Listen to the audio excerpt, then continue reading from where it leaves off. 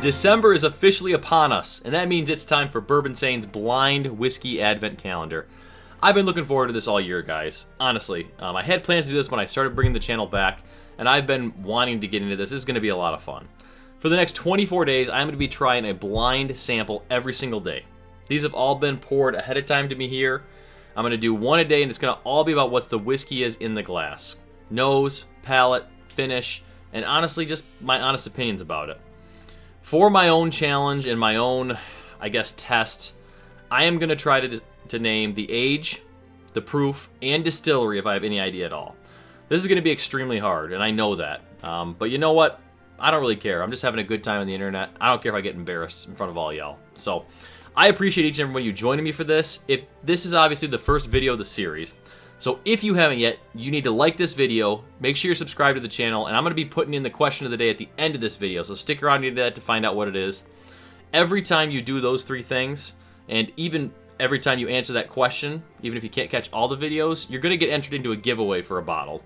So if you saw my intro video into this series, I kind of mentioned it there, the rules, the giveaway, but I'll put it all in the comments of this video as well. But we're going to have a lot of fun in these 24 days. It's going to be a lot of work. And it's going to be a lot of testing for my palate. But you know what? I'm up for the challenge, and I'm excited to get into it. Let's start with day number 1, right here. Sample 1. Here she is. I didn't get a black Glen. Is that something you guys think I should do in the future, like a super dark Glen to where I can't even see color? I'm going to give myself at least color so I have some kind of idea here. My results are in this stocking right here. And this is actually the blind bottle we're going to be giving away right here in this bag. But results are the stocking. We're going to go into that at the end. So let's get right into sample number 1 here. I appreciate each and every one of you being here. This is going to be a fun series for me. I'm looking forward to it. So I may not do my best, but you know what? We're going to have a good time either way.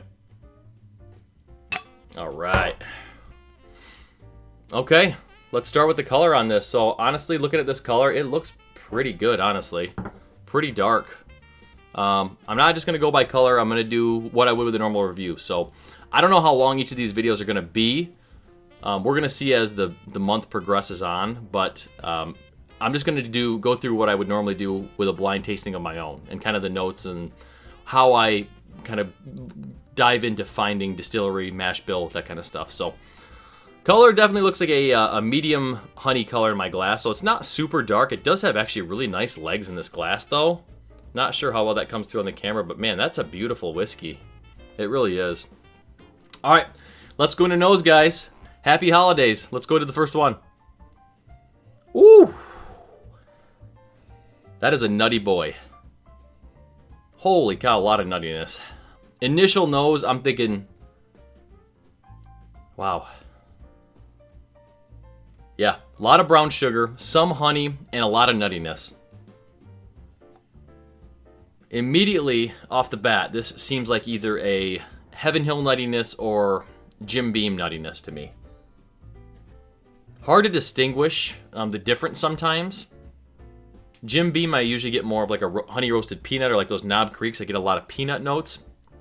And it's a roasted peanut, or sometimes even like a salted peanut that comes through for me.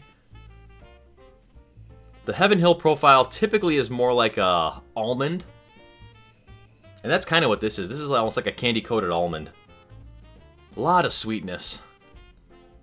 A lot of vanilla, and I'm getting a lot of brown sugar as well. Very nice nose. It's not kicking me in the face with proof. It doesn't smell rye forward, so I'd say this is probably going to stay in our bourbon realm.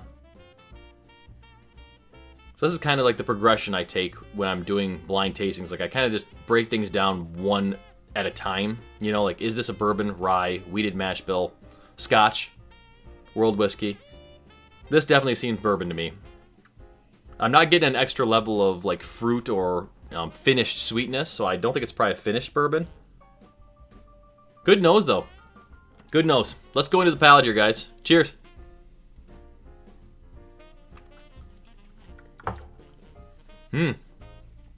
Oh wow.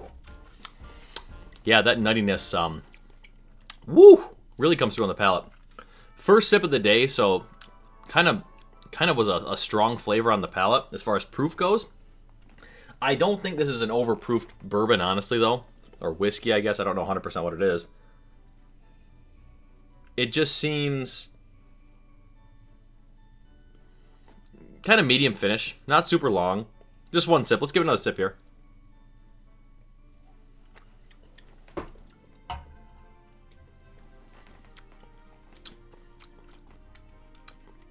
Yeah, it's a little thin.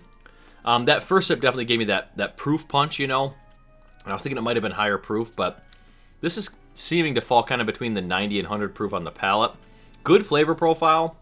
It's not wowing me like anything extra super special. Probably some kind of budget bottle if I was guessing. Let's go with another sip here.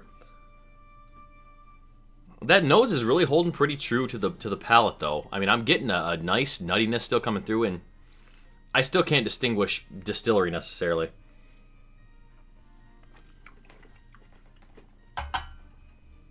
You see that? That was sliding off. I gotta figure out a better setup for that. It's good. I mean, that is really good.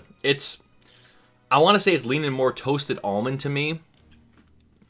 Which, as mentioned, you know, I sometimes get the almond notes also in wild turkey. I'm not getting any cinnamon, though, really, like I would on a wild turkey product. So I don't think this is going to be a wild turkey. I'm still thinking this might be some kind of Jim Beam. Man. Gosh, this is tough, dude. I'm telling you, blind tastings really test you, humble you. This is only day one, and I'm already struggling this much. This is going to be a problem. I think it's some kind of lower-end Jim Beam product. Let's go one more sip.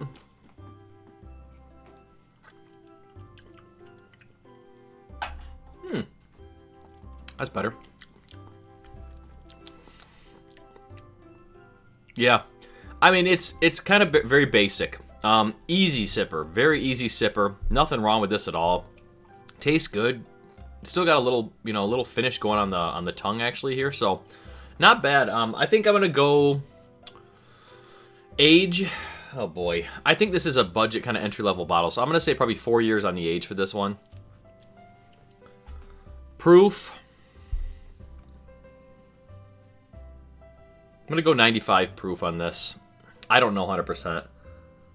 It's drinking pretty smooth, pretty easy. Easy sipping. That's so nutty though. I'm gonna go my guess is gonna be Jim Beam. Like a Jim Beam product. I don't know which one. Maybe Jim Beam Black. I'll say Jim Beam Black is my product here. It's good though. It's good. I like Jim Beam Black, which is actually 7 years, so I'm kind of hedging my bets. I don't think that's 7 years, so it's probably not that bottle, but let's go into the results, guys. This is my dog, Dexter, his stocking, so I swear I put this in here. Someone put this in here for me earlier. There it is. Okay. Day one. I don't know if you can see this. Let's turn it around and see what it shows here. Early Times Bottled in Bond. Sorry if that doesn't show up on the camera. Early Times Bottled in Bond. Okay. Solid. Very, very solid. You know, like I said, I wasn't sure. I could see it now, though. I kind of was mentioning that kind of toasted almond note, and that is definitely what I get on that bottle quite often. This is a bottle that's one of my favorite budget bottles on the market, honestly. So good. Such an easy sipper. It's a liter bottle, and it's oftentimes like $20 to $30, which is crazy. It makes sense that toasted almond, that Heaven Hill note. That is the Heaven Hill. So in the beginning, I think I mentioned Heaven Hill or Jim Beam. I was getting more Jim Beam as I kept drinking it, but solid stuff, man. Early Times Bottled in Bond. We're starting out day one strong. That's a good one. You know, I got no problems with Early Times Bottled in Bond, and that's one I always have in my bar. So no surprise it would come up early. What do you guys think of Early Times Bottled in Bond? You like it? I didn't do too great. I didn't do too terrible. I think I said, 95 proof, so this is 100. 4 years, I got the age right. Not bad on that. But yeah, day one was okay. We'll see what day two brings. You know, I got a lot of bourbons. As mentioned, I started doing some tallying after that first video, and I really have about 150 to 200 bourbons open right now. So this could really be a whole wide variety of almost anything. It's really hard to say what this is going to be, and I told my wife she can reach for the top shelf stuff too. I've got a couple really good bottles up there open, so that could happen too. But I'm looking forward to it, man. day one is complete. Let me know what you think. Do you like Early Times Bottled and Bond? So our question of the day yesterday was, what is your favorite budget bottle? Today, our question is going to be, what is your favorite top shelf bottle? So it doesn't have to be top shelf. Let's just say your favorite bottle that is about the $100 price point. So that doesn't even necessarily have to be top shelf, like limited allocated stuff. What's your favorite $100 plus bottle on the market? Or have you had any? Thank you guys so much for joining me for day one today. I had a great time filming this, and I can tell this is going to be an amazing series for me. I'm going to love doing this, testing my palate. I just can't wait to get into it. So make sure you guys join me for day two. Remember, like this video, subscribe, and answer that question of the day down in the comments. I'll see you guys tomorrow. Stay insane.